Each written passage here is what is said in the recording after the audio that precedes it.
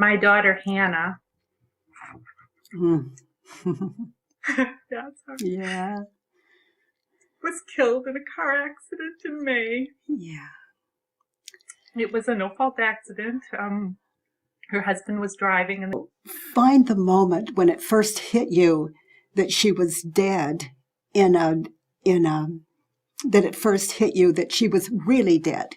the first moment of deep, deep crying was I fell upon her cosmetic bag that was left in our downstairs. And when I opened it, I found her handwritten wedding vows.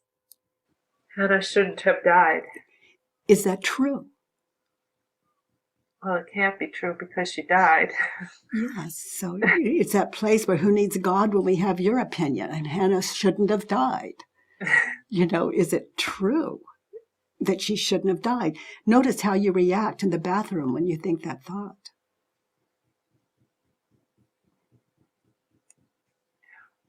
Yeah, you're at war with God, at war with reality, at war with your most precious self. Our nature is to love, and we're believing these thoughts that are a horror. So there's opposition going. It's duality. But it's simply how this wild ego stays identified. As I am a victim of the world. So Hannah shouldn't have died. Who would you be reading her vows in that bathroom without the thought, Hannah shouldn't have died? I'd have been so grateful for the life that she lived and I shared with her. Just grateful, not sad and grateful, just grateful. And reading those vows.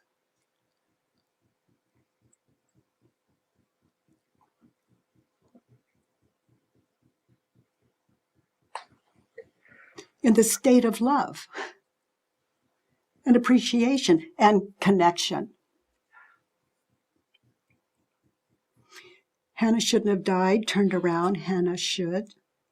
Yeah, died. So if this is a friendly universe, and of course in my experience, it is 100% a friendly universe, but I'm of sound mind, maybe not where other people would see it that way, but I'm connected. That's what I mean of sound mind. So Hannah should have died. An example, Hannah should have died. If it's a friendly universe, why is it good for Hannah she died? Why is it good for you she died? Why is it good for the world that she died? In a friendly universe, it's got to be a win-win, not a lose. This is tough work. There's only one thing tougher, and that's not finding resolution. Yeah, right. I'm a little dumbstruck when you. So you're asking for the example that Hannah should have died. Yes, if it's a friendly universe, why would it be that Hannah should have died?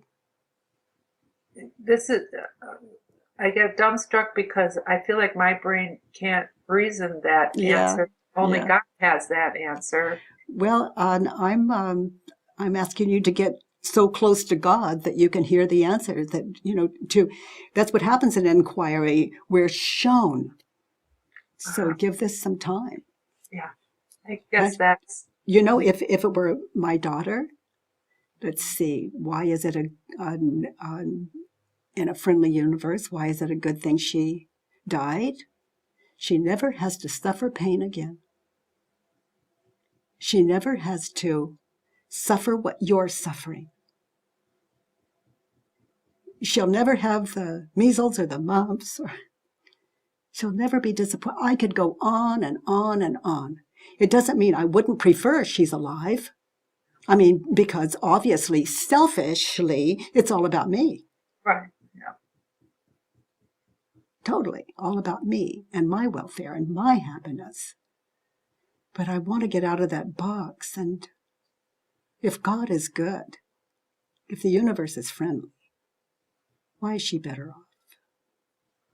So sit quietly with those, and why are you better off? That's the tough one. That's the tough one, but you can do it. You can do it. It's all about asking and then listening and being shown. And at that point, that's where faith really works, because when your mind is open, you'll be shown. And it really is the truth that sets us free. I love inquiry. It's all there when we get still and listen. And the way the world is set up, it's so powerful that it brings you back to yourself. Hannah shouldn't have died. Turn it around and put you on it. I shouldn't have died. Yes. In that moment, weren't you just obliterated? Yeah. Hannah's loving mother, blown to smithereens in a horror. Just a state of such pain. So is it what you were thinking and believing that was causing the pain? Or was it the bathroom and the list you were reading?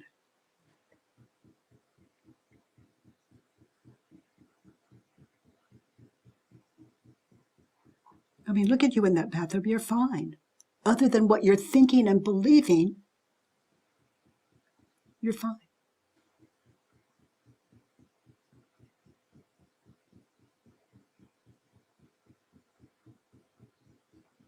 And then we give life a terrible reputation.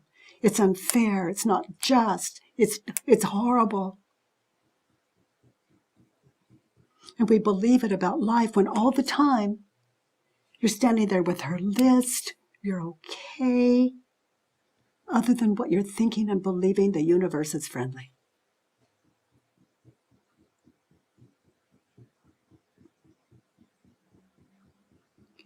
And we're just talking about that moment. Anything else you can take on later. We're just doing one situation at a time. Until finally we get it. Let's get it. We find ourselves so connected to our daughters that no death can separate us. Not from any human being. If we could be separated, there's something really off here. This is more like hell than heaven. But it's a state of mind. So, sweetheart, let's look at your wants. Statement 2.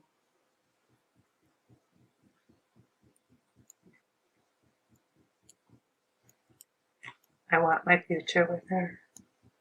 So turn it around. I want my future. Put you on all of it. You've got your future with her. She's always there. She's always there. She's always there. Just like she was in the kitchen and you were in the bathroom. She's always there. She's always there. Anytime she shows up in your mind, it's a visit. Don't block her out. You shove her out with these horrific images. Let her in. Just as though she were in the kitchen. She's closer than that. She's right here. When the mind is open, the heart is open. So invitation to be open to those visits. And when it looks like a horror, you have the work. I want my future with Hannah. Turned around, I want my future with myself. Yes. Yeah. You were lost in that bathroom. You lost yourself. You lost Hannah's mother. Understanding, connected, loving her. So let's look at statement 4, the needs. My eyes are blurry. In order for you to be happy, what would I need? I need to know we would have a great future together. Turned around, I don't I don't need to know. need to know we would have a great future together. No, because you do. You do. You know, love isn't something that goes away. We believe our thoughts and we lose the awareness of love and connection, but that doesn't mean you're not connected. So through inquiry, we can catch up with ourselves with that connection and be grateful for it rather than horrified and cutting that connection off. We can sit down and do the work again on whatever moment where we don't feel connected to the people we love and to ourselves. So what else did you write on your needs on statement? Actually, just that I need her here. Okay, so turn it around. I need myself here. Yes, you're lost in a dream. You're lost in a really horrible movie. It's like that happened. I mean, isn't that enough? Isn't once enough? I need her here, turned around, I need me.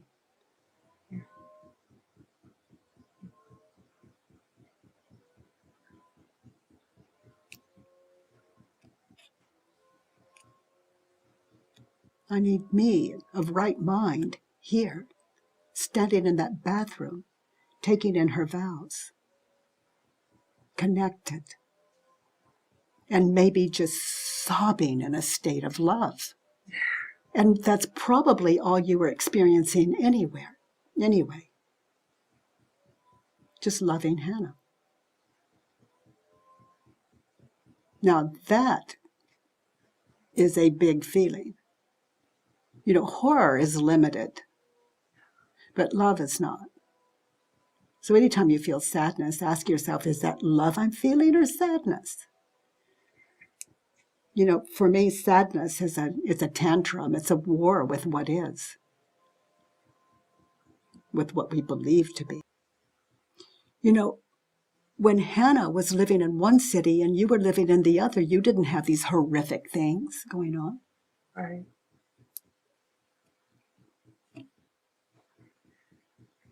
It's a dream, and in all respect. Yeah. Yes, in all respect. So I'm afraid I will never see her, be with her again, turned around. I'm afraid I will never be with me again. Now that's a loss that is so connected with your daughter, and that no one could ever take away from you. Not even the illusion of this horror. So as you question what you're thinking and believing, the horror leaves and we're connected. We're one with that connection. Thank you, Anne. Thank you. And I have, I invite you to, anytime you're experiencing that horror. For me, if I want my daughter back, it's a Judge Your Neighbor worksheet. Some of us, our daughters are alive, and in the sense that we were talking about it, and we feel the same loss. So, dead or alive, you know, until we're connected with our daughters, it's not done. Thank you, Anne. Thank you. For information on the 9-day school for the work, please visit thework.com.